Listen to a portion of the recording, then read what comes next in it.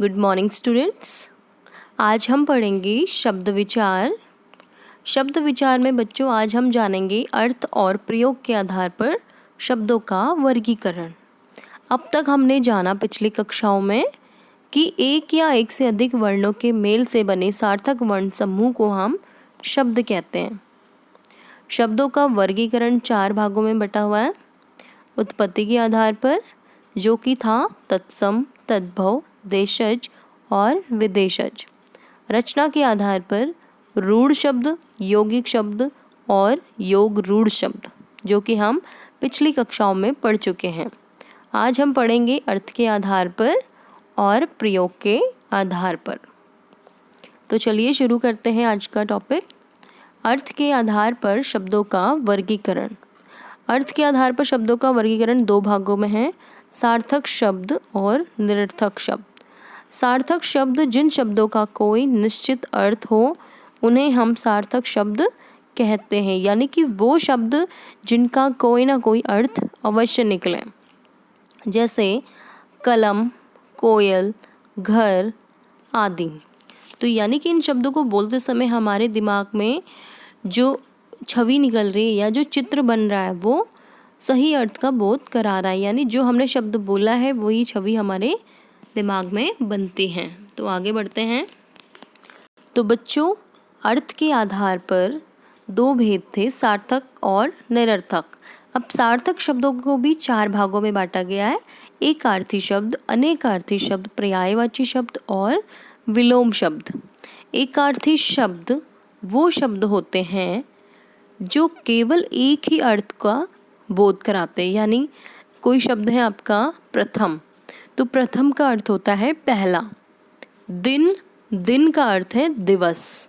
पुस्तक, पुस्तक का अर्थ है किताब, यानी ये वो शब्द है जो केवल एक ही अर्थ का बोध कराते हैं। दूसरा है आपका अनेकार्थी शब्द। अनेकार्थी शब्द नाम से पता चल रहा है कि वो शब्द जिनके एक से अधिक अर्थ निकलते हैं उसे कहते हैं अनेकार्थी शब्द। अगर आपका कोई शब्द है फल, तो फल एक आपका आम, अमरूद आदि वाला फल भी हो सकता है और एक फल आपका परिणाम भी हो सकता है। परिणाम मतलब रिजल्ट। और एक फल आपका चाकू आदि की धार को भी कहते हैं फल। तो फल के 3 अर्थ निकलते हैं यहाँ पे, एक तो फ्रूट्स वाला, एक रिजल्ट वाला और एक चाकू की धार। तीसरा है आपका पर्यायवाची शब्द। पर्यायवाची शब्द वो शब्द होते हैं जो शब्द लिखने में तथा बोलने में तो अलग अलग होते हैं परंतु एक ही अर्थ देते हैं, उन्हें हम पर्यायवाची या समानार्थी शब्द कहते हैं। जैसे सूर्य के लिए दिनकर, रवि, भानु, तीनों का अर्थ एक ही है परंतु तीनों को लिखते और पढ़ते समय अंतर है तीनों में। अंतिम है आपका विलोम शब्द।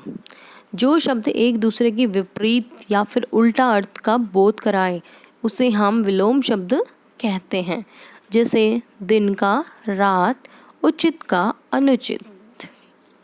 तो चलिए आगे बढ़ते हैं। दूसरा भेद था आपका निरर्थक शब्द। जिन शब्दों का कोई अर्थ नहीं होता उन्हें हम निरर्थक यानी कि बिना अर्थ वाले शब्द कहते हैं, जैसे वाय, वोटी, वाणी। हम कहते हैं चाय वाय, तो चाय का शब्द का अर्थ है पर वाय का कुछ अर्थ नहीं है। रोटी का अर्थ है पर वोटी का कोई अर्थ नहीं है। पानी का अर्थ है पर वाणी का कोई अर्थ नहीं है, यानी वाय, वोटी, वाणी आदि का प्रयोग हम केवल आम बोलचाल की भाषा में इसका प्रयोग करते हैं परंतु इनका कोई अर्थ नहीं है, इसे कहते हैं निरर्थक शब्द। प्रयोग के आधार पर शब्द के भेद, जो कि आपका शब्द भेद का चौथा भाग है। प्रयोग के आधार पर शब्द का भेद। प्रयोग के आधार पर शब्दों के 2 भेद हैं, विकारी शब्द और अविकारी शब्द। तो चलिए इनको जान लेते हैं। विकारी शब्द जिन शब्दों का रूप परिवर्तन होता रहता है वे विकारी शब्द कहलाते हैं, यानी कि वो शब्द जिन पर लिंग, वचन, कारक का प्रभाव पड़ता है और फिर उनमें विकार आता है, परिवर्तन आता है, उनकी वजह से उसे कहते हैं हम विकारी शब्द। जैसे उदाहरण मैं आपको बता रही हूँ, ध्यान से सुनिए। यदि आपका कोई वाक्य है लड़का पतंग उड़ाता है, तो इस वाक्य में लड़का शब्द है आपका संज्ञा शब्द। अगर मैं लड़का से लड़के कर दूं यानी बहुवचन बना दूं तो आपका वाक्य बनेगा लड़के पतंगे उड़ाते हैं। तो यानी आपका वाक्य भी परिवर्तित हो गया। तो आपके यहाँ पे लिंग वचन कारक में बदलाव आ जाने से आपका वाक्य या फिर विकार उत्पन्न हो गया, यानी परिवर्तन आ गया आपके वाक्य में और शब्द में। तो इसलिए इसको हम विकारी शब्द कहते हैं। दूसरा उदाहरण देखिए, लड़का चित्र बनाता है। लड़का चित्र बनाता है, अगर लड़का से मैंने लड़की कर दिया यानी लिंग परिवर्तित कर दिया तो आपका बनेगा लड़की चित्र बनाती है।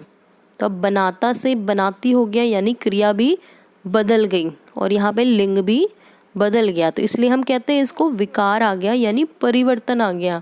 इसीलिए से हम कहते हैं विकारी शब्द। अब विकारी शब्दों के 4 भेद हैं, संज्ञा, सर्वनाम, विशेषण और क्रिया। दूसरा भेद है आपका अविकारी शब्द।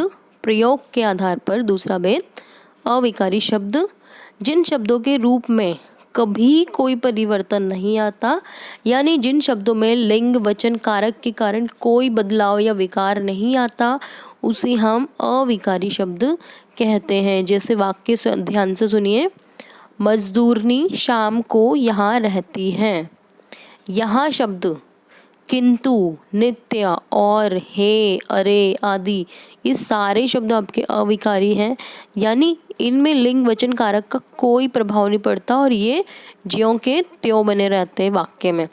उदाहरण था आपका मजदूरनी शाम को यहाँ रहती है, तो वाक्य में आपका यहाँ शब्द अविकारी शब्द है।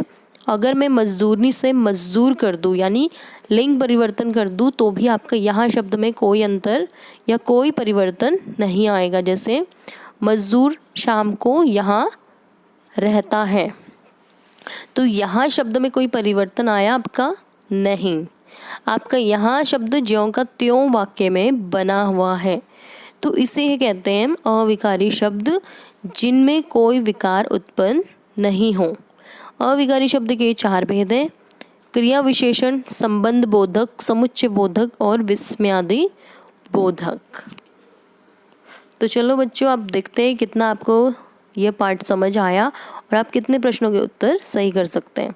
अर्थ के आधार पर निम्नलिखित के 2-2 शब्द लिखिए। एकार्थी शब्द के जो एक ही अर्थ का बोध कराता है, मित्र और घर।